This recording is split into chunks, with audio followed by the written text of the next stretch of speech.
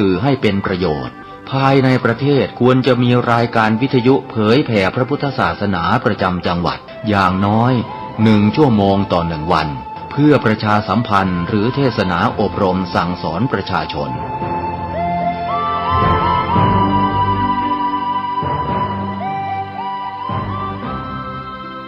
การใช้สื่อวิทยุจะเข้าไปถึงครัวเรือนได้โดยพระสงฆ์ไม่ต้องเดินทางเข้าบ้านการใช้สื่อคือการทำงานเชิงรุกที่ดีที่สุดการรอให้คนเข้าวัดแล้วจึงแสดงธรรมเหมือนแต่ก่อนนั้นอาจจะสายเกินไป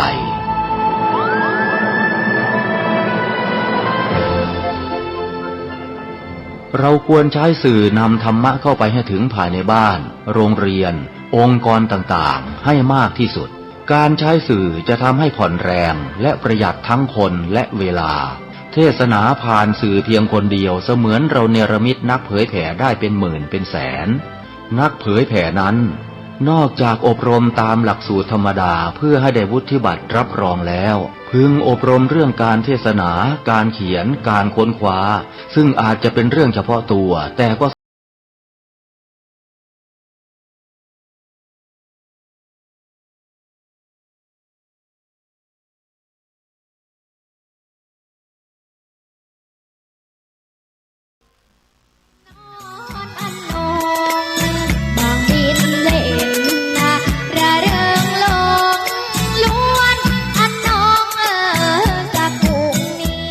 ร่วมงานโครงการเทศมหาชาติชาดก13กัน3ธรรมาสน์เทศโดยพระอาจารย์ราชันอาริโยพร้อมคณะชุดใหญ่พบกับทศพลหิมพานต์นักแหล่ตำนานลูกคอ9 ชั้นชมความสามารถน้องผักบุ้งนักแหล่ชื่อดังขวัญใจวัยรุ่นเด็กๆเทศณวัดทรายมูลตำบลแม่กาอำเภอสัมปะตองจังหวัดเชียงใหม่วันอาทิตย์ที่16 มีนาคมจัดโดยพระครูสังวรศรีราภิรักษ์เจ้าอาวาสวัดทรายมูลวัฒนธรรมอำเภอสัมปะตององค์การบริหารส่วนตำบลแม่กากลุ่มอาสาเลิศพันสะพานบุญศรีพลอยประดับยนต์เพื่อส่งเสริมพระพุทธศาสนาสร้างหอระฆังจัดซื้อข้าวสารอาหารแห้งให้กับผู้ยากไร้ผู้ด้อยโอกาสผู้ป่วยติดเตียงในเขตจังหวัดเชียงใหม่และจังหวัดลำพูนขอเชิญทุกหน่วยงานบริษัทห้างร้านต่างๆกลุ่มคณะต่างๆหมู่บ้านชุมชนทุกท่านทุกคนร่วมฟังเทศ13กัน3ธรรมาสน์ร่วมรับเป็นเจ้าภาพกันเทศโรงทานความสามัคคีร่วมด้วยช่วยกันอานิสงส์สูงยิ่งนักเป็นมงคลชีวิตต่อตนเองและผู้อื่นความสำเร็จก็บังเกิดขึ้นขอขอบคุณยินดีต้อนรับพี่น้องต่างจังหวัดต่างอำเภอต่างหมู่บ้านที่แจ้งมาจะเดินทางมาร่วมในงานนี้วันอาทิตย์ที่16 มีนาคมณวัดทรายมูลตำบลแม่กาอำเภอสัมปะตองจังหวัดเชียงใหม่เทศตั้งแต่เวลา 9 นาฬิกาถึง 17 นาฬิกาขอเชิญรับเป็นเจ้าภาพกันเทศ13กันและรับเป็นเจ้าภาพโรงทานติดต่อ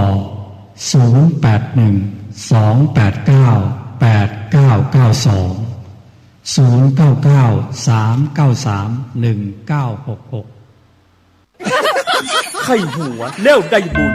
สร้างบุญแล้วได้กุศลสมาคมนักจัดรายการวิทยุกระจายเสียงนครลำปางขอเชิญทุกท่านร่วมรับฟังเทศน์มาโดยองค์แสดงพระธรรมเทศนาพระนักเผยแผ่จังหวัดลำปางพระอธิการเสวตปัญญาวชิโรหรือตู้ต้อมเสน่ห์กาหลงวันนี้ได้มาเตะ2ธรรมาสน์นะทุกพี่เนาะและพระดานุพลมุนิวังโสหรือตู้เก๋สาริกาแสนเสียงจากวัดห้วยแหนแจ้คงเมื่อกี้มาได้ยินเสียงทุกปีปฏิทำอู้เสียงปนม่วนในวันที่17 มีนาคม 2568 ณ ลานกิจกรรมมิวเซียมลำปางตั้งแต่เวลา 9 โมง เจ้าเป็นต้นไปและขอเชิญทุกท่านร่วมทอดผ้าป่าสามัคคีเพื่อสนับสนุนกิจกรรมสาธารณประโยชน์ของสมาคมนักจัดรายการวิทยุกระจายเสียงนครลำปางสนใจร่วมสมทบทุนผ้าป่าสามัคคีได้ที่บัญชีสมาคมนักจัดรายการวิทยุกระจายเสียงนครลำปางธนาคารกรุงเทพหมายเลขบัญชี658-716-1230หรือร่วมทำบุญได้ที่ดีเจทุกคลื่นในจังหวัดลำปางแล้วมาร่วมสร้างกุศลด้วยกันนะครับ ท่านกำลังติดตามรับฟังสถานีวิทยุกระจายเสียงพระพุทธศาสนาแห่งชาติและสังคมคลื่นเพื่อการศึกษาพระพุทธศาสนาและวัฒนธรรมระบบ FM 104.5 เมกะเฮิรตซ์ รายการต่อไปเป็นรายการคดีโลกคดีธรรม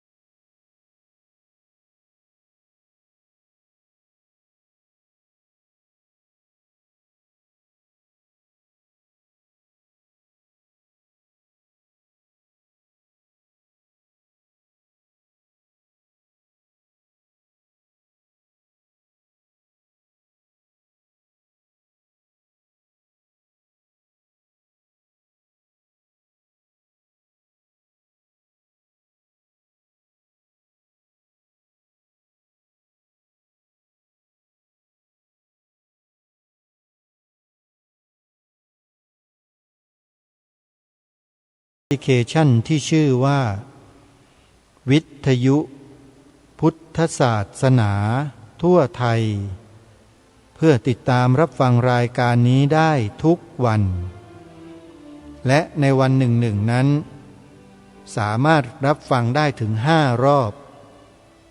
มีรอบ 9 นาฬิกาช่วงหนึ่ง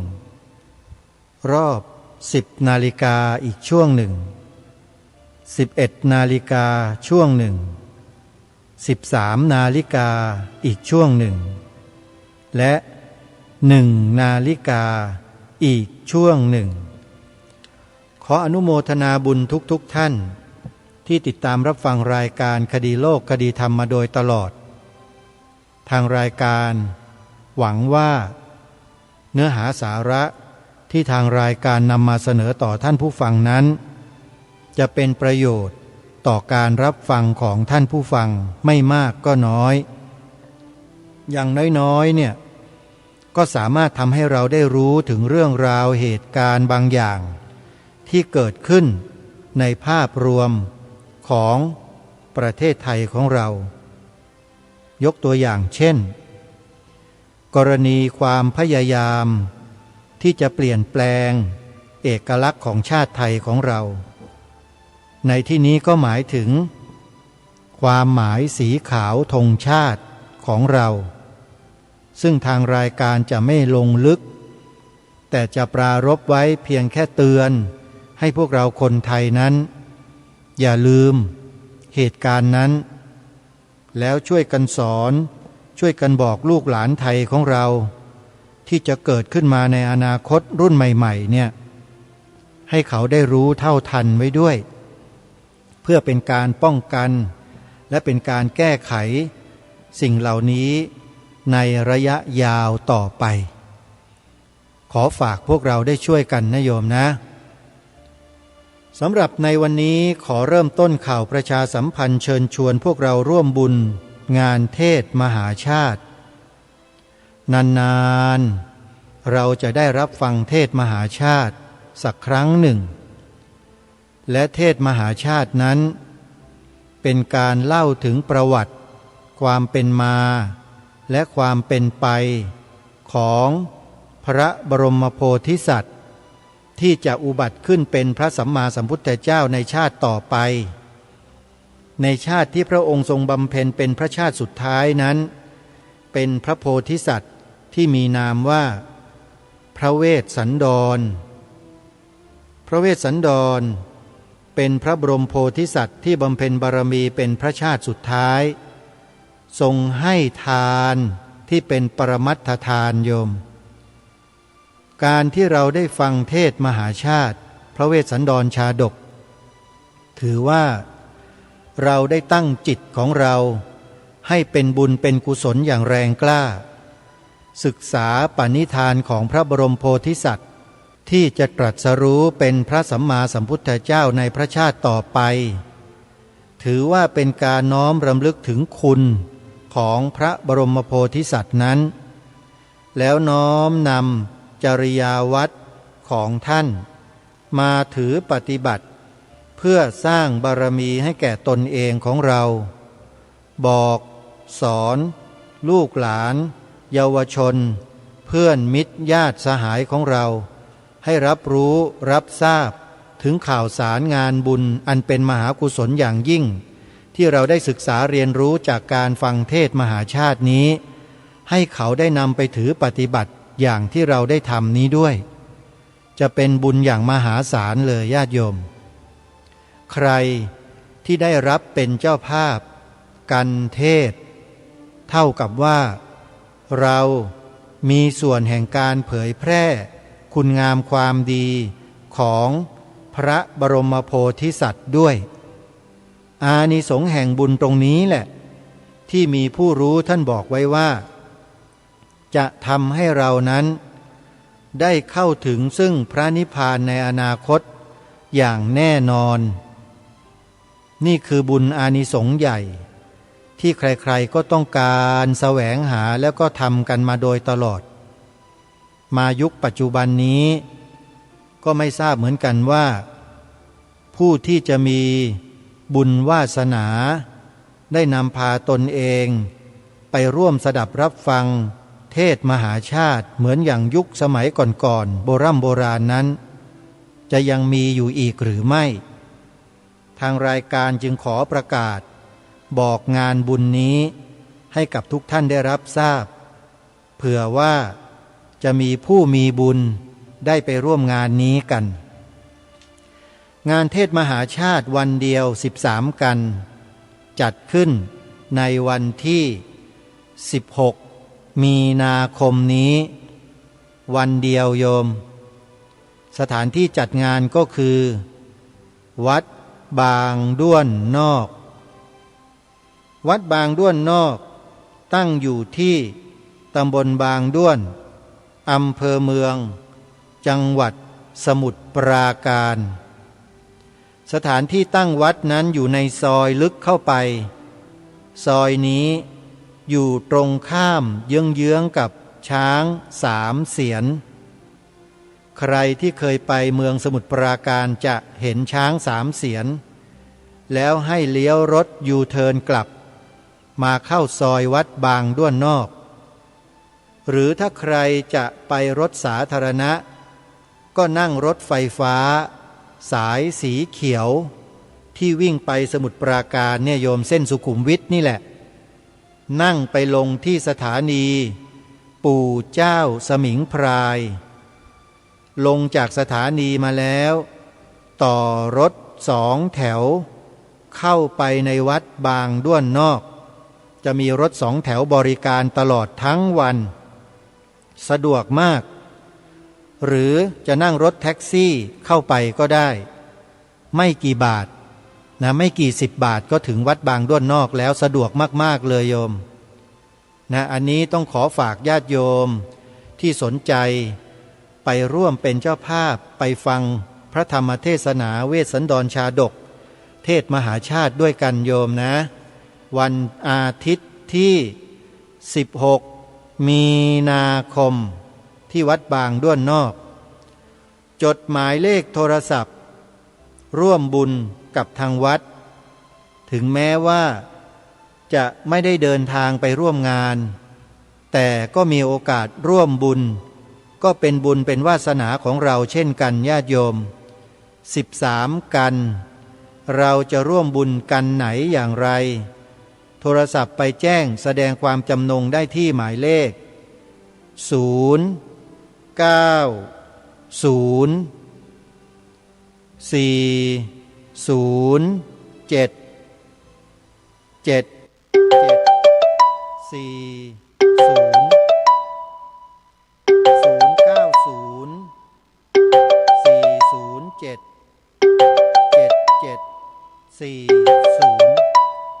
แล้วไปพบกันที่วัดบางด้วนนอกอนุโมทนาบุญญาติโยมทุกท่านนะโยมโทรเข้าไปให้กำลังใจเจ้าวาดวัดบางด้วนนอกก็ได้บอกว่าโยมได้ฟังคำประกาศเชิญชวนจากรายการก็เลยโทรมาสอบถามมาให้กำลังใจครูบาอาจารย์นะครูบาอาจารย์ให้กำลังใจท่านขอให้ท่านได้ช่วยเผยแผ่พระศาสนาช่วยดำรงพระพุทธศาสนาให้อยู่ครบ 5,000 ปีด้วยกันให้กำลังใจกันได้โยมนะโทรเข้าไป090-407-7740เบอร์นี้โทรไปอาจจะถูกรางวัลก็ได้โยมขออนุโมทนาสาธุสาธุสาธุทีนี้เข้าสู่เนื้อหาสาระของทางรายการนิดหนึ่งเมื่อวานนี้ก็ได้ประชาสัมพันธ์บอกข่าวบุญให้กับผู้ชายลูกผู้ชายไทยเนี่ยที่ต้องการจะอุปสมบทเป็นพระภิกษุมีพระคุณเจ้าครูบาอาจารย์คณะสงฆ์ของอำเภอชัยปราการจังหวัดเชียงใหม่ได้ประกาศข่าวบุญนี้เชิญชวนชายไทยอายุครบบวชที่ต้องการจะอุปสมบทไม่ต้องเสียค่าใช้จ่ายใดๆทั้งสิ้นติดต่อไปที่คณะสงฆ์อำเภอชัยปราการจังหวัดเชียงใหม่เพื่อขออุปสมบทได้เลยท่านจะมีแนวทางให้ทุกคนปฏิบัติตามกฎตามกติกาที่ได้วางไว้ขอให้ท่านได้มีจิตใจที่มุ่งมั่นมีความตั้งใจจริงในการที่จะอุปสมบทเพื่อศึกษาเล่าเรียนพระธรรมวินัยแล้วปฏิบัติตามพระธรรมวินัยนั้นก็ขอให้ท่านเดินทางไปด้วยตนเองของท่านเลยไปวัดไหนก็ได้ในอำเภอชัยปราการจังหวัดเชียงใหม่แล้วไปแสดงความจำนงเดี๋ยวเจ้าอาวาสวัดนั้นๆน่ะก็จะส่งตัวท่านไปที่ส่วนกลางที่เขาได้กำหนดแล้วก็เข้าอุปสมบทเป็นหมู่เลยเมื่อบวชแล้วก็จะส่งไปอยู่ตามวัดที่ได้กำหนดไว้เพื่อศึกษาเล่าเรียนธรรมศึกษาเล่าเรียนพระปริยัติธรรมตามความเหมาะสมนะใครสนใจก็ติดต่อเข้าไปที่คณะสงฆ์อำเภอชัยปราการจังหวัดเชียงใหม่ได้เลยนะ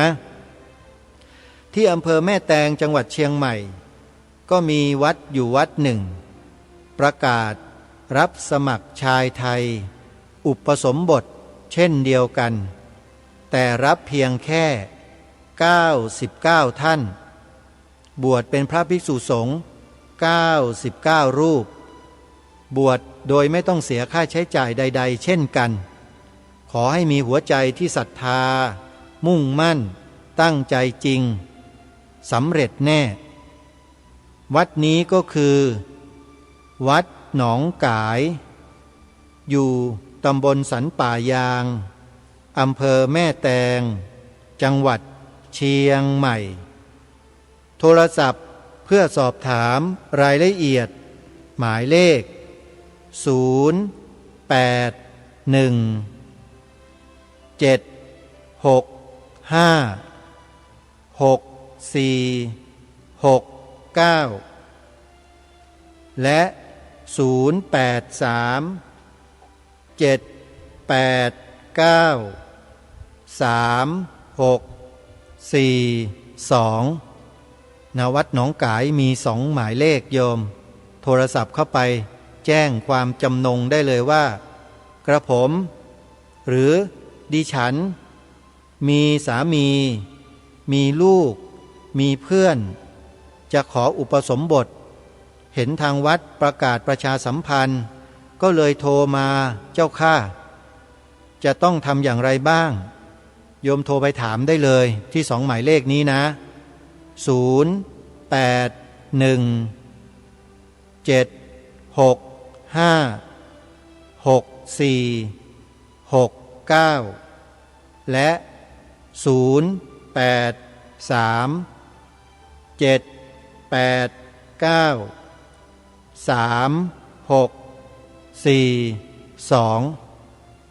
ประชาสัมพันธ์งานบุญให้กับทุกท่านทราบแต่เพียงเท่านี้ทีนี้กลับมาสู่เนื้อหาที่ได้พูดค้างไว้เมื่อวานก็คือเรื่องของวิปัสสนาญาณ16ก็เป็นอันเข้าใจร่วมกันแล้วในเบื้องต้นว่าวิปัสสนาญาณ16นั้นเป็นเพียงแค่เนื้อความที่ท่านรวบรวมมาให้พวกเราได้ศึกษาเรียนรู้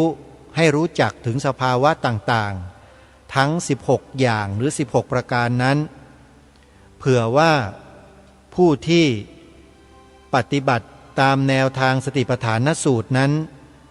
เมื่อในขณะปฏิบัติได้พบได้สัมผัสได้เจออารมณ์ต่างๆในวิปัสสนาญาณเราก็จะได้รู้ได้เข้าใจเป็นเบื้องต้นว่าคือญาณประเภทไหนมีลักษณะอาการอย่างไรและเมื่อได้สัมผัสได้เรียนรู้ถึงญาณเหล่านั้นที่ปรากฏแล้วสิ่งที่เราจะต้องปฏิบัติตนกับสิ่งเหล่านั้นเนี่ยเราจะต้องทำอย่างไรซึ่งเรื่องนี้เราจะต้องทำการศึกษาไว้ตั้งแต่เบื้องต้นเพื่อไม่ให้พลาดในการกำหนดพิจารณาถึงสภาวะธรรมเหล่านั้น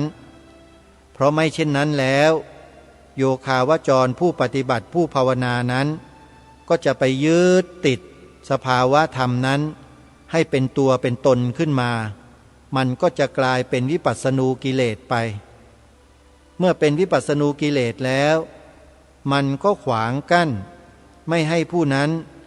เดินไปในขั้นต่อไปได้ก็จะเลิกปฏิบัติไปเลยหรือถูกครูบาอาจารย์ยุติการปฏิบัติแล้วก็ไปแก้กันเฉพาะซึ่งก็มีอยู่เป็นจำนวนไม่น้อยเลยทีเดียวบางท่านก็แก้กลับมาได้บางท่านก็แก้ไม่ได้เลยเพราะว่าตัวอัตตาทิฏฐิยึดมั่นถือมั่นมันรุนแรงมาก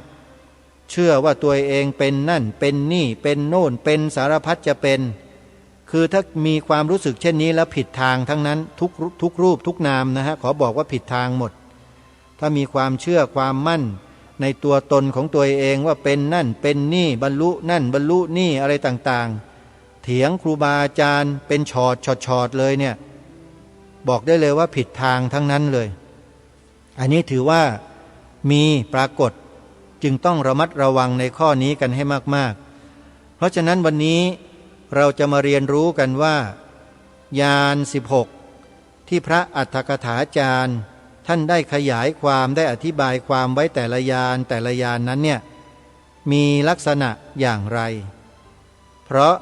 เมื่อมันปรากฏขึ้นในมโนจิตของเราแล้วเราจะได้รู้เท่าทันว่าคืออะไรอย่างนั้นแล้วท่านก็ไม่ให้ยึดติดนะท่านมีคำอยู่คำหนึ่งท่านบอกว่าปัญญาหรือการรู้เข้าใจอย่างแจ่มแจ้งตามความเป็นจริงนั้นๆด้วยปัญญาจักขุที่หมายถึงปัญญานั่นเองกล่าวคือไม่เห็นเป็นไปตามความเชื่อหรือความอยากความยึดของตนเองหรือด้วยอธิโมกข์ตรงนี้แหละท่านต้องทำการศึกษากันให้ดี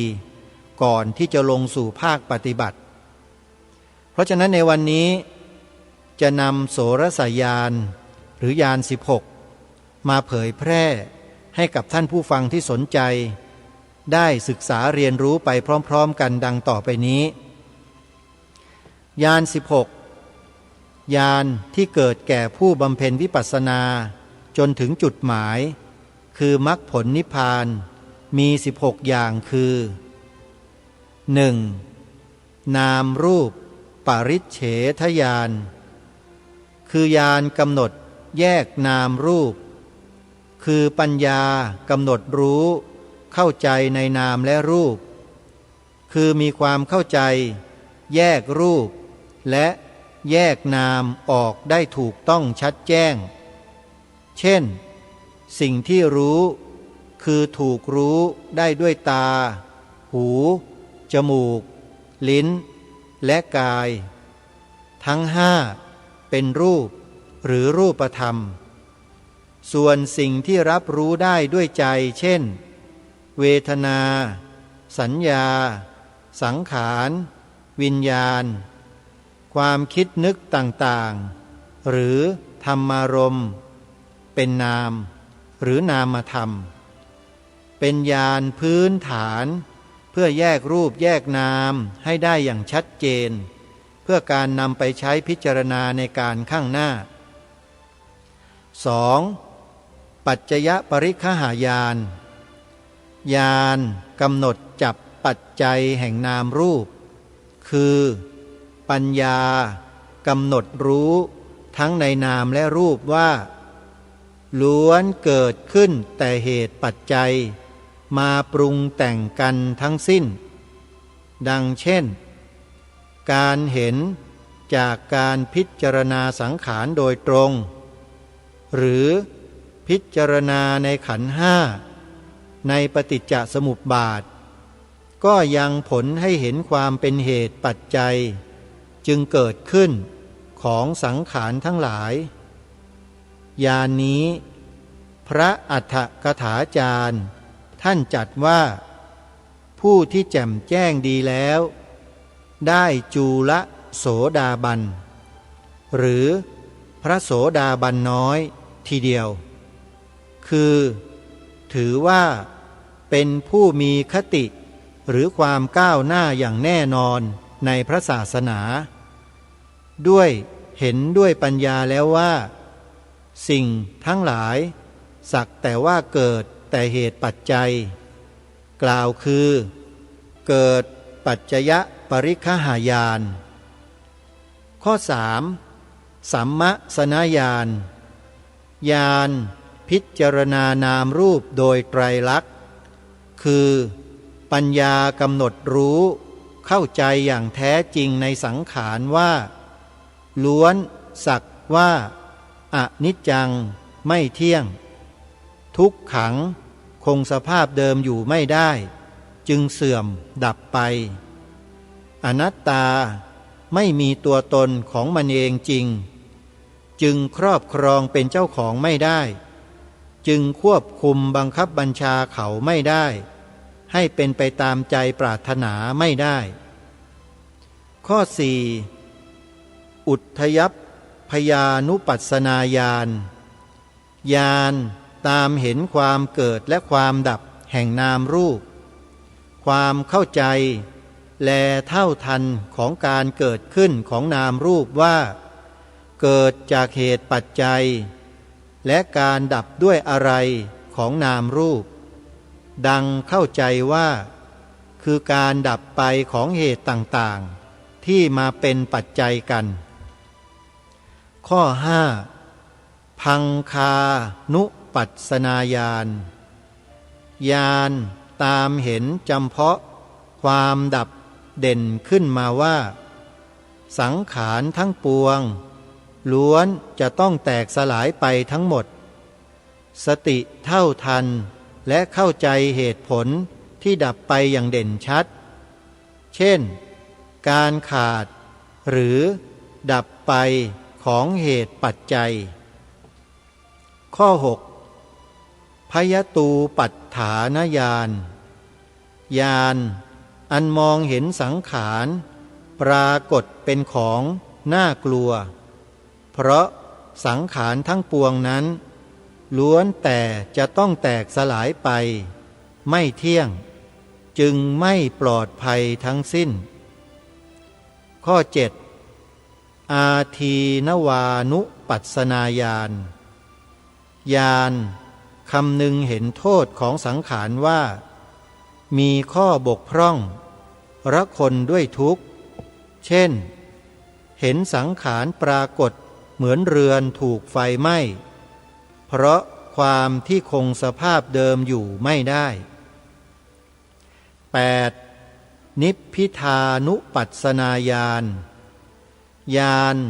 คำนึงเห็นด้วยความหน่ายเพราะเห็นมีแต่โทษมากมายจึงหน่ายคลายกำหนัด 9. มุนจิตุกรรมยตาญาณญาณอย่างรู้อันให้ใคร่จะพ้นไปเสียจากทุกข์ 10. ปฏิสังขานุปัสสนาญาณญาณอันพิจารณาทบทวนเพื่อจะหาทาง 11. สังขารุเปกขาญาณญาณอันเป็นไปโดยความเป็นกลางต่อสังขารปรีชาอย่างรู้ถึงขั้นเกิดความวางเฉยในสังขารญาณอันเป็นไปโดยความเป็นกลางต่อสังขารคือรู้เท่าทันสภาวะของสังขารว่าที่ไม่เที่ยงเป็นทุกข์เป็นต้นนั้นมันเป็นไปของมันอย่างนั้นเป็นธรรมดาจึงเลิกเพราะเบื่อหน่ายเลิกคิดหาทางแต่จะหนีเสียวางใจเป็นกลางต่อมันได้ด้วยการอุเบกขาเลิกเกี่ยวเกาะพัวพันและให้ญาณแล่นมุ่งสู่นิพพานอย่างเดียว 12. สัจจานุโลมิกญาณญาณเป็นไปโดยควรแก่การอย่างรู้อริยสัจ 13. โคตรภูญาณญาณครอบโคตรคือหัวต่อที่ข้ามพ้นภาวะปุถุชน 14. มัคคญาณญาณในอริยมรรคเช่นโสดาปัตติมรรคญาณหรือปัญญาที่เกิดในขณะปฏิบัติ 15. ผลญาณญาณในอริยผลเช่นโสดาปัตติผลเป็นพระโสดาบันญาณที่สำเร็จผลขึ้นแล้วจากการปฏิบัติมรรคญาณ 16. ปัจจเวกขณญาณญาณที่พิจารณาทบทวนอย่างรู้ด้วยการพิจารณาทบทวนตรวจตรามรรคผลกิเลสที่ยังเหลืออยู่เพื่อนิพพานญาณ16นี้เรียกเรียนคำบาลีว่าโสรสญาณเรียกกึ่งไทยว่าญาณโสรสนี่คือญาณ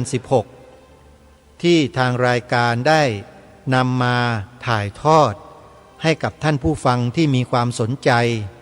ได้ศึกษาเรียนรู้กันในเบื้องต้นว่ามีญาณอะไรบ้างและมีสภาวะแต่ละญาณนั้นเป็นอย่างไร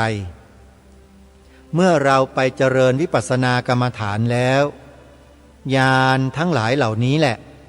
จะมาปรากฏอยู่ในมโนทวารของเราคือความรู้สึกนึกคิดนี่แหละพอเราเดินจงกรมนั่งสมาธินั่งสมาธิเดินจงกรมเดินจงกรมนั่งสมาธิอยู่อย่างนี้เรื่อยไปแล้วในขณะนั้นเราก็มีการส่งอารมณ์ให้กับครูบาอาจารย์ของเรา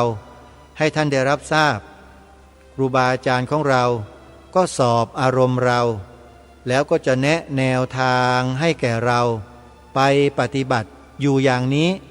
ทุกวันทุกคืนทุกวันทุกคืนจนกระทั่งอารมณ์วิปัสสนาญาณของโยคาวจรของพวกเราท่านทั้งหลายเนี่ยก็จะค่อยๆพัฒนาขึ้นเจริญขึ้นพัฒนาขึ้นไปโดยลำดับตามที่ปรากฏ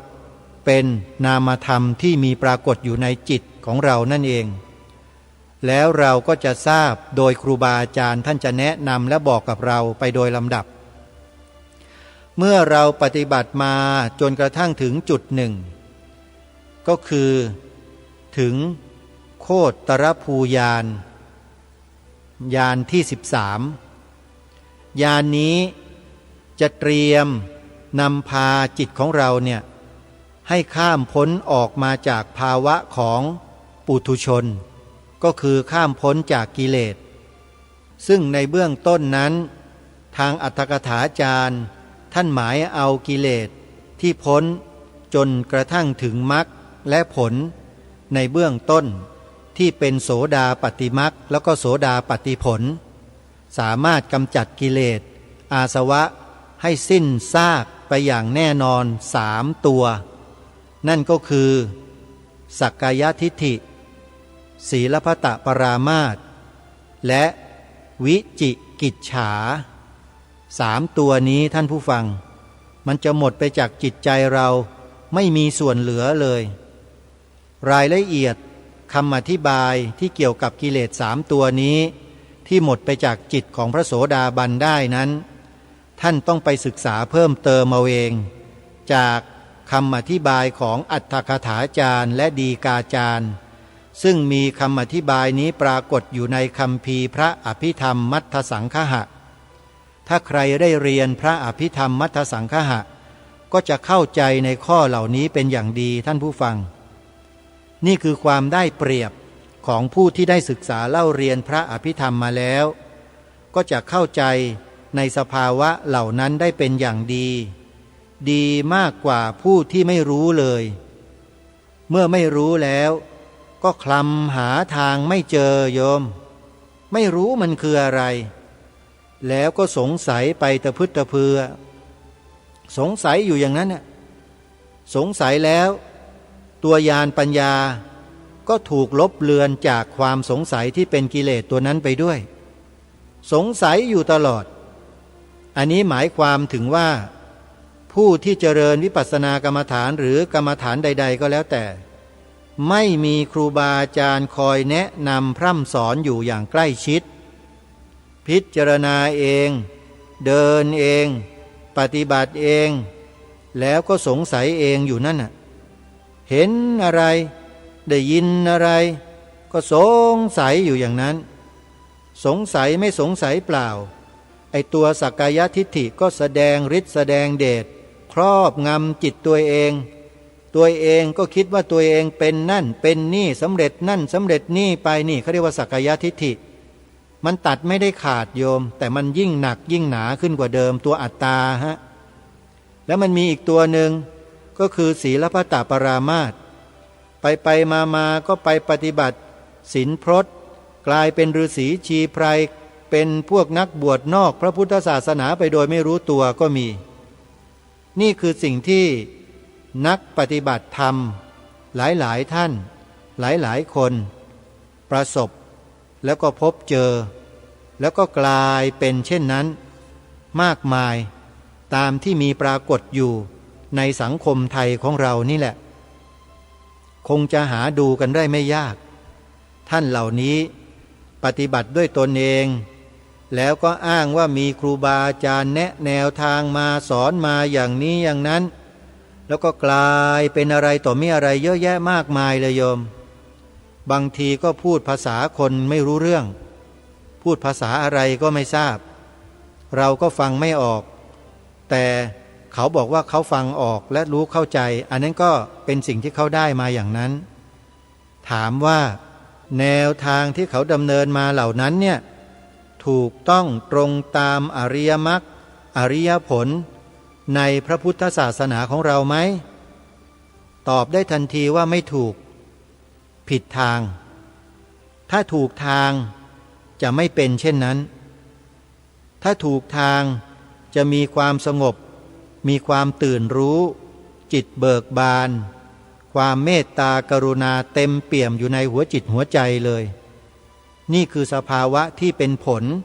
จากการปฏิบัติวิปัสสนากรรมฐานตามแนวทางสติปัฏฐานสูตรที่ถูกต้องก็จะทำให้สภาวะจิตได้รับผลเป็นเช่นนี้ท่านสาธุชนทั้งหลายนี่คือวิปัสสนาญาณ16ที่ท่านอธิบายความไว้ยังมีอีกส่วนหนึ่ง ที่เป็นวิปัสสนาญาณเหมือนกันแต่เป็นวิปัสสนาญาณ9ซึ่งท่านก็ได้หยิบยกขึ้นมาให้เราได้ศึกษาเรียนรู้ควบคู่กันไปด้วยเผื่อว่านักปฏิบัติวิปัสสนากรรมฐานบางท่านมีญาณเกิดขึ้นไม่ถึง16แต่อยู่ที่ลำดับ9ก็มีจะเป็นอย่างไรนั้นเดี๋ยวเราลองมาฟังกันดูนะโยมนะท่านได้อธิบายขยายความไว้อย่างนี้วิปัสสนาญาณญาณที่นับเข้าในวิปัสสนาหรือญาณที่จัดเป็นวิปัสสนามี9อย่างดังนี้ 1. อุทยัพพยานุปัสสนาญาณญาณตามเห็นความเกิดและความดับแห่งนามรูปความเข้าใจของการเกิดขึ้นของนามรูปว่าเกิดจากเหตุปัจจัยและการดับด้วยอะไรของนามรูปดังเข้าใจว่าคือการดับไปของเหตุต่างๆที่มาเป็นปัจจัยกัน 2. พังคานุปัสสนาญาณญาณตามเห็นจำเพาะความดับเด่นขึ้นมาว่าสังขารทั้งปวงล้วนจะต้องแตกสลายไปทั้งหมดเข้าใจเหตุผลที่ดับไปอย่างเด่นชัดเช่นการขาดเหตุปัจจัย 3. พยตูปัฏฐานญาณญาณอันมองเห็นสังขารปรากฏเป็นของน่ากลัวเพราะสังขารทั้งปวงนั้นล้วนแต่จะต้องแตกสลายไปไม่เที่ยงจึงไม่ปลอดภัยทั้งสิ้น 4. อาทีนวานุปัสสนาญาณญาณคำนึงเห็นโทษของสังขารว่า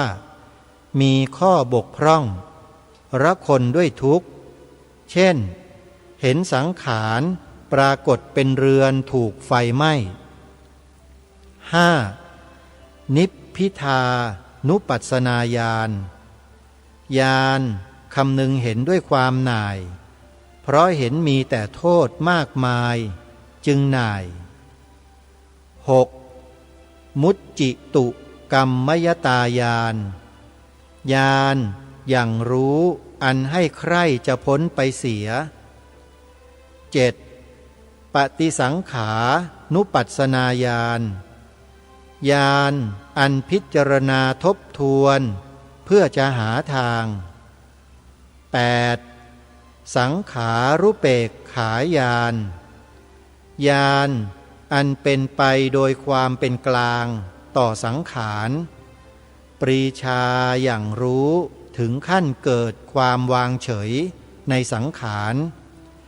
ญาณอันเป็นไปโดยความเป็นกลางต่อสังขารคือรู้เท่าทันสภาวะของสังขารว่าที่ไม่เที่ยงเป็นทุกข์เป็นต้นนั้นมันเป็นไปของมันอย่างนั้นเป็นธรรมดาจึงเลิกการเบื่อหน่ายเลิกคิดหาทางแต่จะหนีเสียวางใจเป็นกลางต่อมันได้เลิกเกี่ยวเกาะและให้ญาณแล่นมุ่งสู่นิพพานอย่างเดียว 9. สัจจานุโลมิกญาณญาณเป็นไปโดยควรแก่การอย่างรู้อริยสัจนี่ก็เป็นญาณวิปัสสนา9ที่ท่านได้นำมาอธิบายไว้อีกส่วนหนึ่งซึ่งก็ให้พวกเราได้ทำการศึกษาเรียนรู้กันซึ่งเมื่อพิจารณาแล้วเนี่ยก็ไม่มีข้อที่แตกต่างอะไรกับญาณ16นะโยมนะเพียงแค่ลดจำนวนญาณที่1 2 3ลงมานะให้เหลือญาณที่4เป็นเบื้องต้นแล้วก็ไปสิ้นสุดที่ญาณสุดท้ายก็คือญาณที่9สัจจานุโลมิกญาณญาณเป็นไปโดยควรแก่การอย่างรู้อริยสัจก็จบอยู่เพียงแค่สัจจานุโลมิกญาณนี้เท่านั้นก็คือ9ญาณหรือวิปัสสนาญาณ9ส่วนวิปัสสนาญาณ16นั้นก็จะบอกไปถึงโคตรภูญาณ มัคคยานผลญาณแล้วก็ปัจเจเวคขณะญาณซึ่งเป็นรายละเอียดที่มีมากแล้วก็ทำให้โยคาวจรที่ปฏิบัติตามแนวทางนี้เนี่ยหายสงสัยเกี่ยวกับญาณทั้งหลายทั้งปวงเหล่านี้ก็เป็นคำอธิบายของอัตถกถาจารย์ที่ท่านได้วางหลักเอาไว้ขอย้ำกับท่านผู้ฟังอีกครั้งหนึ่งนะว่าพระอัตถกถาจารย์สมัยก่อนๆโบราณนู้นนะโยมท่านไม่ใช่พระสงฆ์ธรรมดาอย่างพวกอาตมานะท่านมีภูมิความรู้ที่สูงมากและไม่แน่ท่านอาจจะเป็นพระอรหันต์องค์หนึ่งที่อุบัติขึ้นมาในยุคนั้นๆแล้วแตกฉานในเรื่องของคำสอนของพระสัมมาสัมพุทธเจ้าแล้วก็ได้อธิบายความไว้ให้แก่พวกเราในวันนี้ก็ได้เพราะฉะนั้นขอให้พวกเรานั้นจงเชื่อมั่นในธรรมในคำสอนของครูบาอาจารย์ทั้งหลายเหล่านี้ที่ท่านได้นำพระธรรมคำสอนพระสัมมาสัมพุทธเจ้ามาอธิบายขยายความเพิ่มเติมตรงนี้เถอะจะเป็นประโยชน์แก่เราอย่างยิ่งถ้าหากว่าเราไปดูหมิ่นดูแคลนท่านไปปฏิเสธท่านไปกล่าวร้ายท่านถ้าท่านเป็นพระอรหันต์จริงๆล่ะเรามิซวยกันไปเหรอไปกล่าวปฏิเสธท่านไปกล่าวบิดเบือนท่านอะไรต่างๆเนี่ยไปกล่าวร้ายท่านเนี่ยมันจะไม่เป็นอริยุปปวาทไปหรือโยมอริยุปปวาทนี่คือกล่าวหาพระอรหันต์หรือพระอริยบุคคลนะ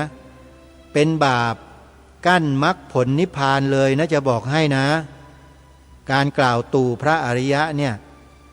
จะป่วยกล่าวไปใหญ่กับการกล่าวตู่พระสัมมาสัมพุทธเจ้าอันนั้นนะห้ามสวรรค์เลยแล้วแถมยังลงนรกอีกด้วยนะกล่าวพระอรหันต์นี่ไม่เท่าไหร่พระอริยบุคคลเนี่ยแค่ห้ามสวรรค์ห้ามนิพพานแต่ไม่ห้ามภูมิมนุษย์แต่ถ้ากล่าวตู่ใส่ร้ายพระพุทธเจ้าโยมนรกอย่างเดียวฮะมนุษย์ก็เกิดไม่ได้ไปอบายภูมิอย่างเดียวเลยทำไมเป็นเช่นนั้นเพราะพระสัมมาสัมพุทธเจ้านั้นเป็นบุคคลที่วิเศษกว่า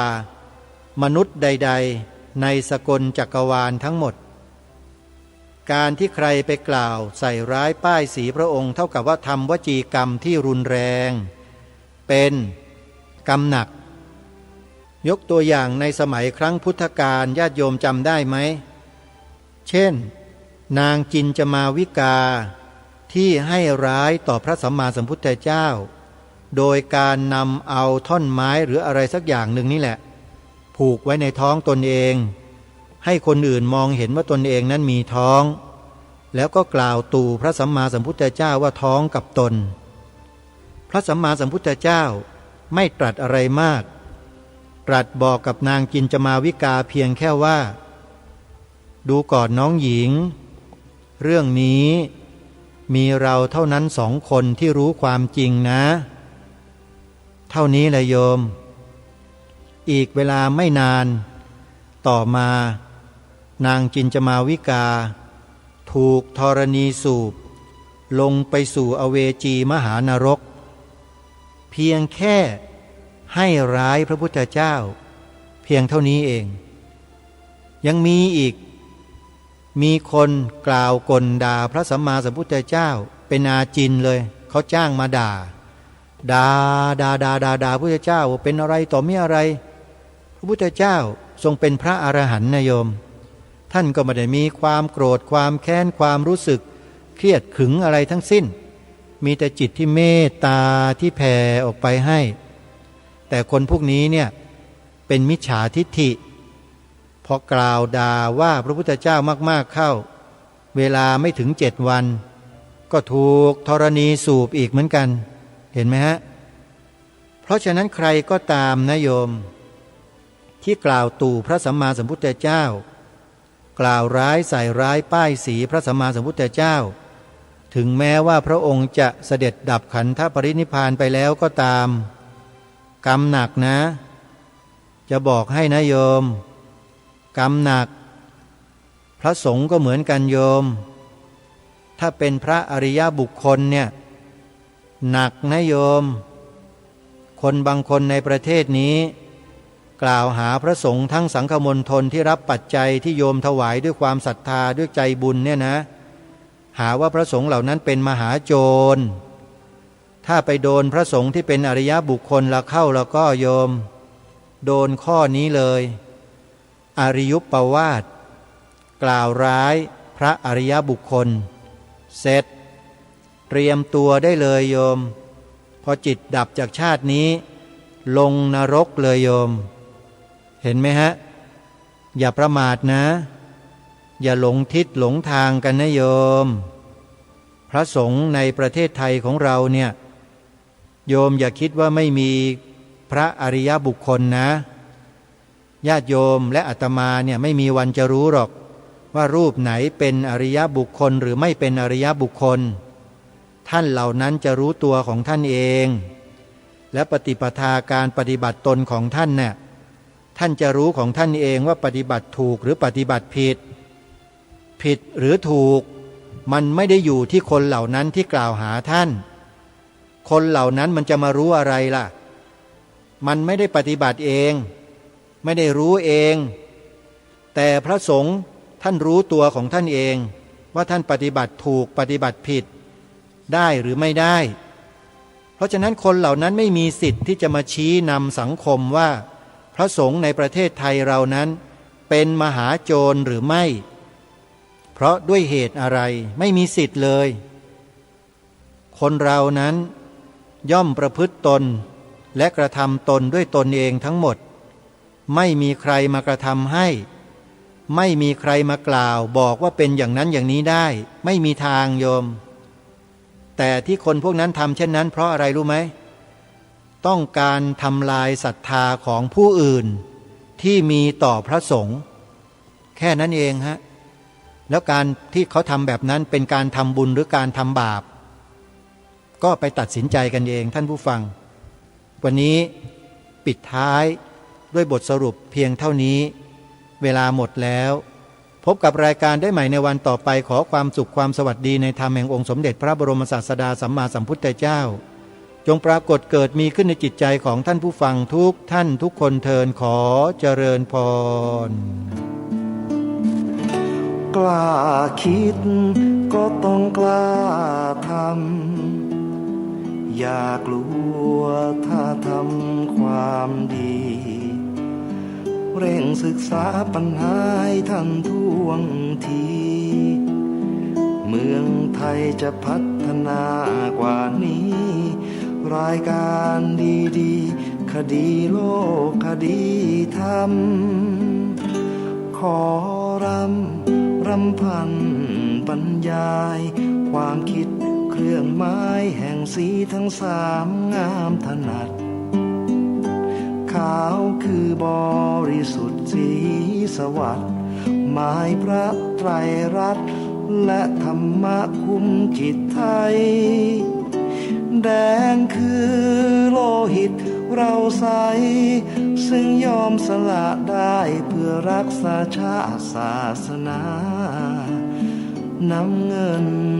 คือสีโสภาอันจอมประชาถ้าโปรดเป็นของส่วนองค์จัดริ้วเข้าเป็นไตรรงค์จึงเป็นสีธงที่รักแห่งเราชาวไทย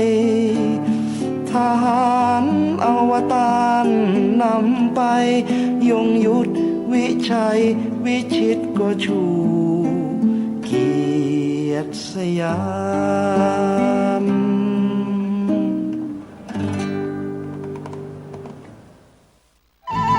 ที่จบไปแล้วนั้นเป็นรายการคดีโลกคดีธรรมดำเนินรายการโดยพระครูปลัดณรงค์ฤทธิ์ ไข่หัวแล้วได้บุญสร้างบุญแล้วได้กุศลส สมาคมนักจัดรายการวิทยุกระจายเสียงนครลำปางขอเชิญทุกท่านร่วมรับฟังเทศน์สองมาโดยองค์แสดงพระธรรมเทศนาพระนักเผยแผ่จังหวัดลำปางพระอธิการเสวตปัญญาวชิโรหรือตู้ต้อมเสน่ห์กาหลง วันนี้ได้มาเตะสองธรรมะนะทุกพี่เนาะ และพระดานุพลมุนิวังโสหรือตู้เก๋สาริกาแสนเสียงจากวัดห้วยแหนแจ้ค ตะ ม กี้มาได้ยินเสียงทุกปีปนเตทำอู้เสียงปนม่วน ในวันที่ 17 มีนาคม 2568 ณ ลานกิจกรรมมิวเซียมลำปางตั้งแต่เวลา 9 โมงเจ้าเป็นต้นไป และขอเชิญทุกท่านร่วมทอดผ้าป่าสามัคคีเพื่อสนับสนุนกิจกรรมสาธารณประโยชน์ของสมาคมนักจัดรายการวิทยุกระจายเสียงนครลำปางสนใจร่วมสมทบทุนผ้าป่าสามัคคีได้ที่บัญชีสมาคมนักจัดรายการวิทยุกระจายเสียงนครลำปางธนาคารกรุงเทพหมายเลขบัญชี 658-716-1230 หรือร่วมทำบุญได้ที่ดีเจทุกคลื่นในจังหวัดลำปางแล้วมาร่วมสร้างกุศลด้วยกันนะครับ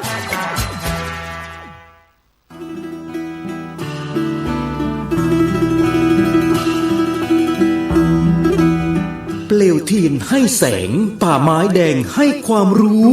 คณะสงฆ์อำเภอชัยประการร่วมกับโรงเรียนพระปริยัติธรรมวัดป่าไม้แดงขอเชิญชวนศรัทธาสาธุชนทุกท่านนำบุตรหลานเข้าร่วมโครงการบรรพชาอุปสมบทภาคฤ